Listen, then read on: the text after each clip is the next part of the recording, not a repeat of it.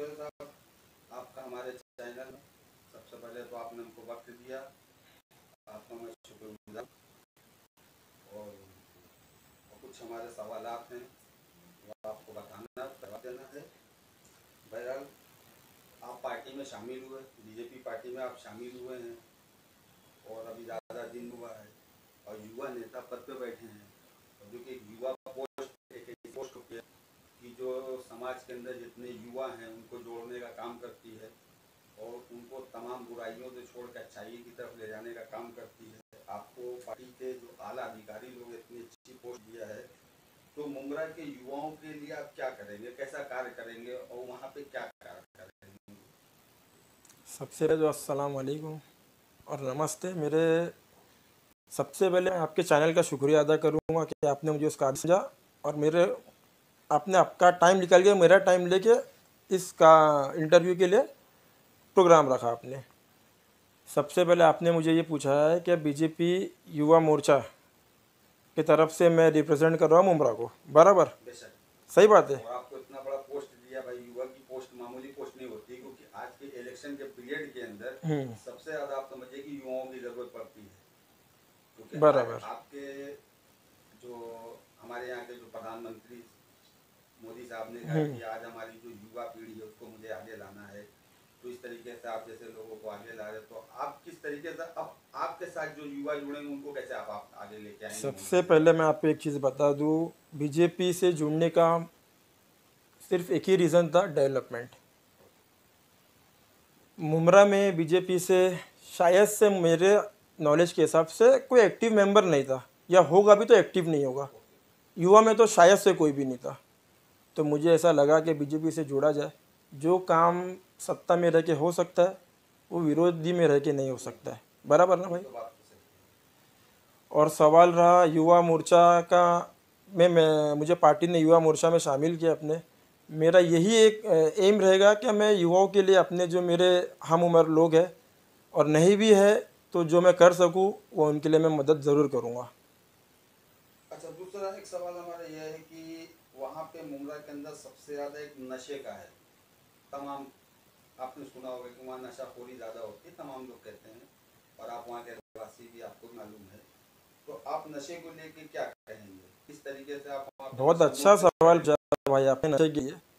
अभी यही अधिवेशन में हमारे सीएम साहब ने, देवेंद्र जी ने, एक नया कानून लेके आए हैं मोका, एमसीओसी का। नशे के खिलाफ जो कड़ी कार्रवाई होगी वो एमसीओसी के खिलाफ होगी, एमसीओसी के तहत होगी। तो मैं उनका दिल से आभारी हूँ देवेंद्र जी का, क्या उन्होंने ये बहुत बड़ा स्टेप लिया।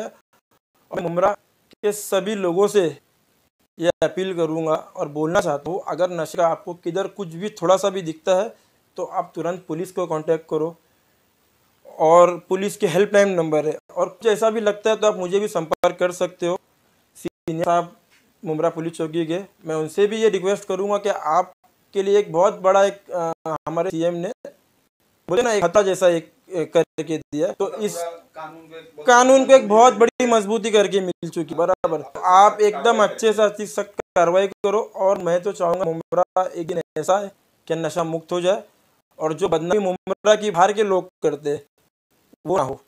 आप देखो कि अब कहाँ भी ले लो, मुंबई में, थाना में, किधर चले जाए, मुंब्रा को ऐसी नज़र से देखा जाता है, मतलब मुंब्रा का नाम आया तो नशा, मुंब्रा का नाम आया तो लोग फ्रॉड है, मुंब्रा का नाम आया तो कुछ ना कुछ गलत निगाहों से ही देखते। तो मैं चाहूँगा कि कम से कम ये कानून आने के बाद तो एक बैकड्रॉप मुंब्रा है, जो बैकलैश मुंब्रा फेस करता है, ये खत्म हो जाए। भाई, आपसे मैं भी एक सवाल पूछता हूँ कि आने वाले मानपा चुनाव के लिए आप इच्छुक हैं? आपने ये बड़ा सवाल पूछा। पार्टी का मैं बहुत छोटा कार्य करता हूँ। अगर पार्टी मुझे इस काबिल समझती है तो मैं ज़रूर पार्टी का आदेश मानने वाला कार्य करता हूँ, और मैं ज़रूर पूरी ताकत से उतरूंगा मैदान में। और आपको ये बताता हूँ, अगर उतरा तो ज़रूर जीत के आऊँगा। अच्छा, अभी मिलने के बाद, सर्टिफिकेट मिलने के बाद, क्या आपके बैनर दिखेंगे? क्यों नहीं दिखेंगे? कोई रोक पाएगा? आपको लगता है ऐसा नहीं दिखेंगे? नहीं, एक मिसाल के तो मुस्लिम मेजोरिटी है वहाँ पे, जो बैनर है, जो आपके भी बैनर है, वो आप क्या देखने को मिलेंगे? तो मुंब्रा, इसका मतलब ये थोड़ी कैसे राष्ट्रवाद वाले मजे लेंगे, दिले मजे लेंगे, कांग्रेस वाले मजे लेंगे, बीजेपी का कोई उसमें वो नहीं है। जो निधि वगैरह आ रही है, गवर्नमेंट की स्कीम आ रही है, दुनिया भर की योजनाएं आ रही है, वो कौन दे रहा है? कौन सी सरकार दी है? महायुति दे रहा है। आपने सही बोला। तो उसमें बीजेपी का बैनर क्यों नहीं लगेगा भाई? कौन रोकेगा हमें? तो लगना चाहिए था। लगाएंगे जरूर। अभी तो रवेश आ गया कि देखो। अच्छा सोहेल भाई, एक और आपसे आखिरी मेरा सवाल है कि ज्यादातर वहाँ पे ये निधि लाए, वो निधि लाए, तमाम निधि की बात है, तो ये सबको दरकिनार करते हुए आप ये बताइए कि वहाँ के विकास के पहला कदम क्या उठाएंगे? आपके निगाह में विकास कौन सा वहाँ पे सबसे पहले विकास का कार्य आपके लिए क्या? देखो भाई, बात ऐसी है, जैसा मैं युवा मोर्चे में हूँ और मैं एक युवा के से तो सबसे पहले मेरा प्रयास ये रहेगा कि अपने लोगों तक जो गवर्नमेंट की बहुत सारी स्कीम्स है, योजना है, वो पहुँचती नहीं है। अब कौन खा जाता है वो मुझे नहीं पता, तो मेरी कोशिश ये है वो सब मैं अपने लोगों तक पहुँचाऊँ। दूसरा, हमारे इधर एक दवाखाने का बहुत बड़ा मुद्दा है, टीएमसी हॉस्पिटल का, एक नशे का मुद्दा है। तो जो बेसिक मुद्दे हैं ना, ये ज़रूर है मेरे आला कमान तक लेके जाऊँगा।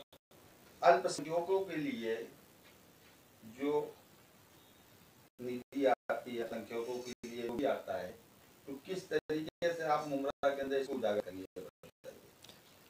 देखो, अभी निधि का तो मामला ऐसा है, जो आप योजनाओं की बात कर रहे हो, मैं तो बहुत कम देखा हूँ। जैसे मैं थाना वगैरह में मेरा आना जाना रहता है, मेरा कारोबार थाना में ज़्यादातर बराबर, तो मैं देखता हूँ इधर आए दिन कोई ना कोई बड़े बड़े बैनर लगे रहते हैं, ये शिविर, वो शिविर, आधार कार्ड शिविर, तरीके तरीके के।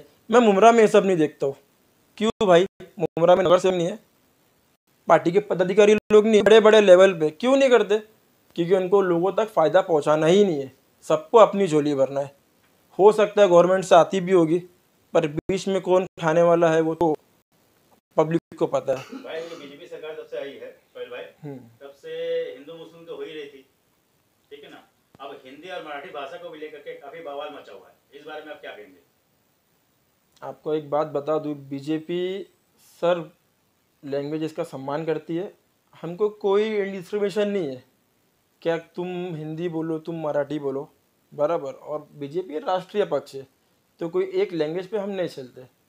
पर मैं आपको एक बात बता देना चाहूँगा कि अगर महाराष्ट्र में अपन रहते तो एटलीस्ट बोलने जो सोच समझ तो आना चाहिए कि मतलब इंसान, और मैं मराठी, मैं सब भाषा का सम्मान ही करता हूँ, और हमारी पार्टी भी सब भाषा का सम्मान ही करती है। तो ये जो लोगों ने हिंदी और मराठी, हिंदू मुस्लिम जो लगा के रखा, ये सब सिर्फ वोट बैंक का चक्कर है भैया, और कुछ भी नहीं। इस पे कई जो मराठी भाषा नहीं पे हमारा पीटा गया है, लेकिन उस पर कोई कार्रवाई नहीं हुई, इस बारे में क्या कहेंगे?